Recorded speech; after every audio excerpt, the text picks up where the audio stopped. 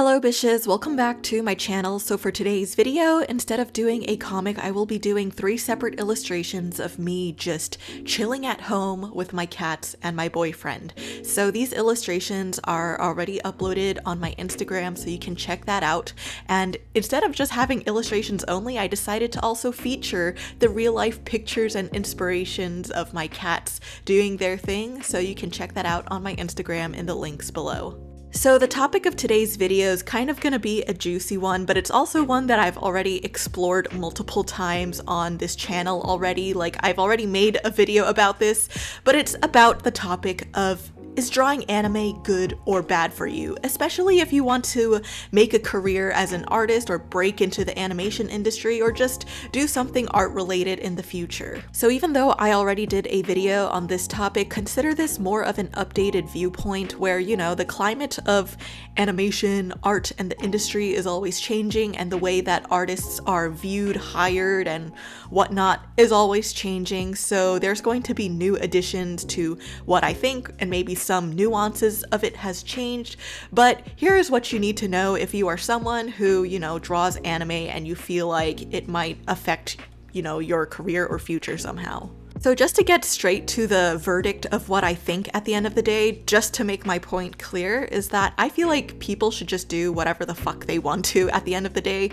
Whatever makes them happy. We all live just one life. You should do whatever you want to do with the life that you live. And I know this is super philosophical and deep for just talking about anime, but it's also just, I don't want people to live their life just trying to be something that they're not, and if it doesn't make them happy, then don't do it. Now, maybe drawing is something that can be taken a little bit more lightly. It doesn't have to be that deep, you know? So if you are drawing anime and you really enjoy it, but you're also willing to make a bit of a sacrifice in order to, you know, get a career somewhere or make a living through, you know, a certain industry, then here are some of my thoughts.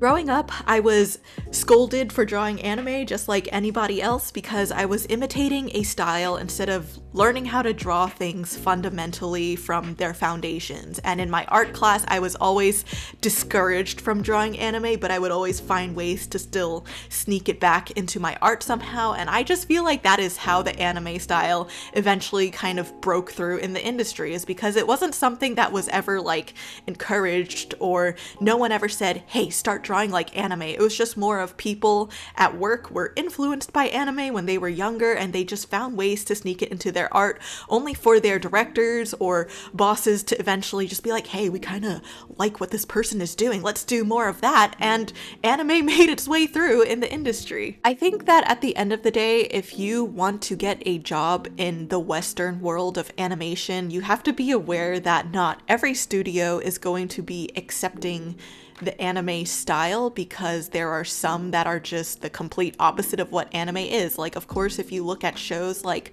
Family Guy or Bob's Burgers, there are so many differences from what you would see from traditional Japanese animation, and you have to just be aware that if you want to get a job in primetime adult cartoons, they're going to have expectations completely different from that of, you know, your favorite anime show. However, there are a lot of studios and projects out there now that allow room for both to exist. And in fact, I find that a lot of storyboard artists and visual development artists nowadays are heavily inspired by what they have learned from drawing or painting in the anime style, and they brought it to the Western world, and it's now kind of accepted. So, for example, at Cartoon Network and Disney and even shows on Netflix, you can see a lot of animated films or shows that kind of look like they are both Western and anime, and that is kind of what I feel happened, is that either this person kind of grew up on this upbringing with anime in their life, but they realized that, hey, if I want to get a job in the Western world, I should probably learn how to draw a bit of Western animation, and they kind of implemented that into their already existing anime style. Or it could be the opposite way, where somebody grew up with, you know, mainly Western styled shows, and then they learned about anime, and then they started implementing some anime stuff. But either way, at the end of the day, they both mixed the two of them together. So I don't think that drawing anime is bad at all. If that's all you draw and it makes you happy, then great. But I do feel like if anime is your only capability of a drawing style, there will be certain limitations for you when it comes to getting a career in, the Western animation world. That could be different though if you decide to be an independent artist and you want to just create your own content and you're somehow able to find a way to monetize that, because there are so many ways that you can do that right now. I see a lot of YouTubers making story times with illustrations of themselves just telling the story in the anime style, and they are super successful. So I feel like there is always a place for anyone who wants to draw in a certain style. It's just about finding the right audience for it. However, if you want to break into the animation industry in the United States of America specifically, the audience for that tends to be like people of all different walks of life, and not everyone will like the anime style, unfortunately. So you have to be aware that if you want to make a career out of the Western animation world, you might have to make some sacrifices with your anime style, but that is not to say that you have to abandon it completely. You can still keep drawing anime, but know that you might have to start implementing other things as well, and just generally being open to other art styles that you might have to draw in. Another option out there is that I do see a lot of Westerners now moving to Japan or working on Japanese projects that might be based in America where the anime style is the style, and that is great. I think that would be really cool if, we had anime studios existing in the United States. The only caveat I have to that is that I'm aware that in Japan, not all of the artists and animators are treated as fairly or paid as well, so that is just kind of something you have to keep in mind if you are thinking about moving to Japan or an Asian country where they mainly draw in the anime style for some animated production. So you have to be aware you might have to lower your living standards in that case. But if you want to continue doing this in the US, for example, just know that you might have to be a little more flexible with your art style. So the main parts of the animation pipeline that I see more heavily influenced by anime nowadays are through storyboards, just because I am in the storyboarding world, so I see that more often, and in the visual development world. And I feel like because viz dev and storyboards are a part of pre-production, we tend to inspire whatever comes out of production and post-production.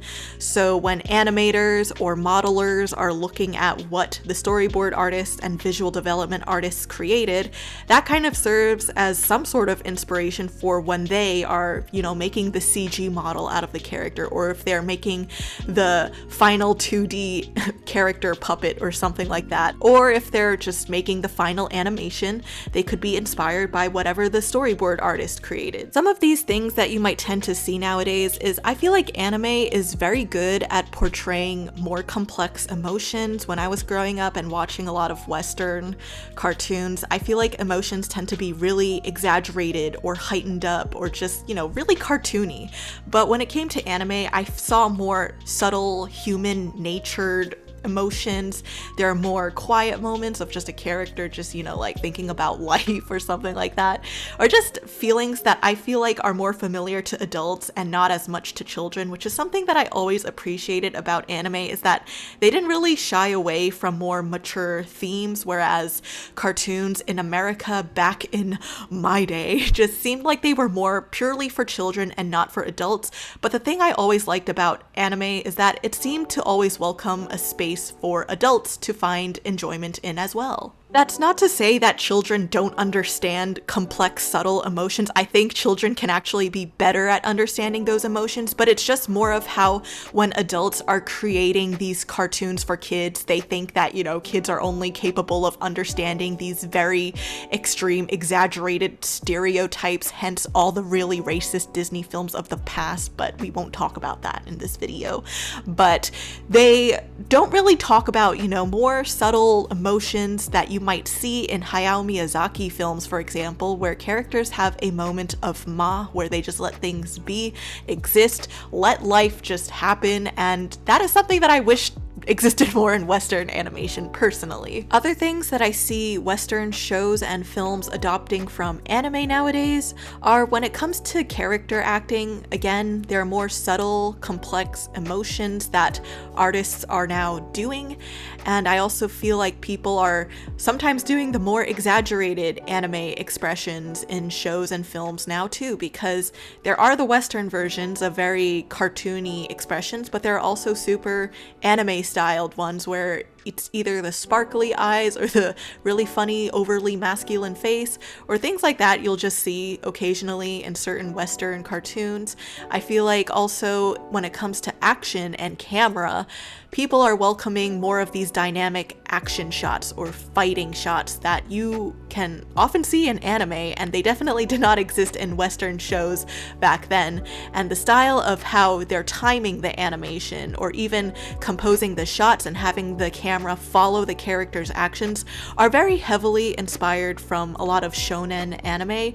So that is something that I see that a lot of Western animated TV shows or films are adopting from anime now. So when it comes to the visual development side of animation, I find that background design and character design also tends to be more influenced by anime nowadays.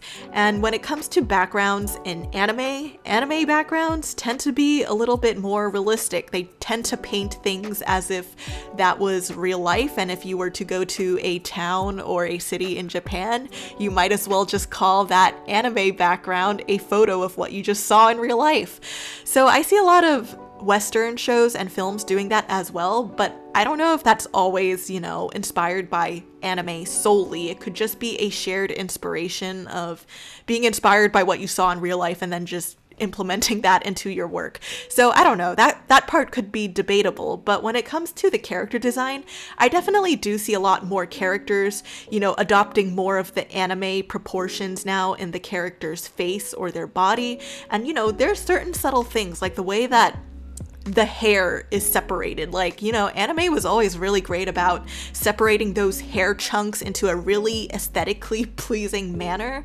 And now I see a lot of Western cartoons doing that as well because, they used to kind of have a more, Western Disney princess style of separating hair, but I see more anime hairstyles coming into Western shows nowadays, and I feel like there are certain subtleties again that you will see often in anime styles, like a hair shine on the hair, or like adding blushes on the cheek, or just cuter, slightly rounder eyes or something like that. It's really subtle things that you don't really think about, but when you see it in the bigger picture, you kind of see it. So those are things that I see being implemented more in character design and just background design. So I hope that by mentioning those things, you'll find comfort in knowing that there is a time and place for anime styles to exist in the Western animation and art world.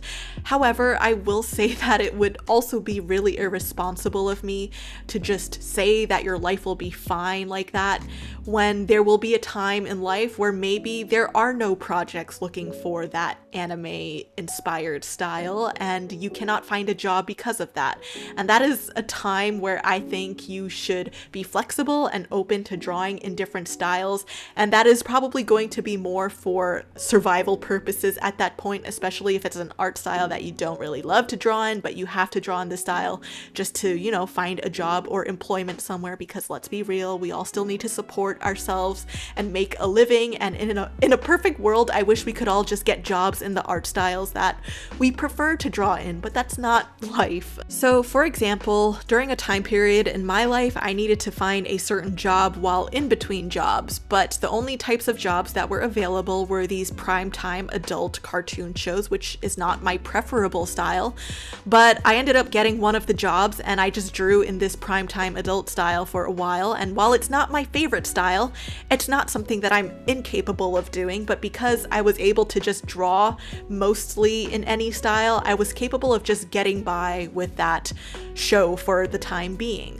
So that is a time in life where I do think it's important to just know how to draw in certain styles or be capable of drawing anything. And that is when I think your foundations or fundamentals in art come into play, because let's say you don't really like drawing in these super cartoony primetime styles, but if you have your art foundations down, if you know how to draw from life, if you know how to imitate anything that you see, hopefully by the time that you land on these shows that are not your usual style, you can just draw it no problem. So if you're really good at just copying things that you see, that is a really great skill to have, because when you are going to be looking for a job but you don't see your ideal art style type of show or project available, you can at least just mimic these other art styles for the time being until a project of your preference comes by. So that's just an example of a time in life where only knowing how to draw anime but nothing else can be a little bit detrimental to,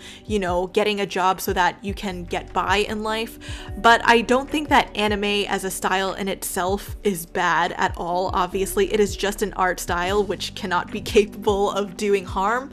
People have clearly adopted very great things from the anime style, but just know that in general, it's better to be flexible and open to other styles in addition to maintaining and keeping your love for drawing anime.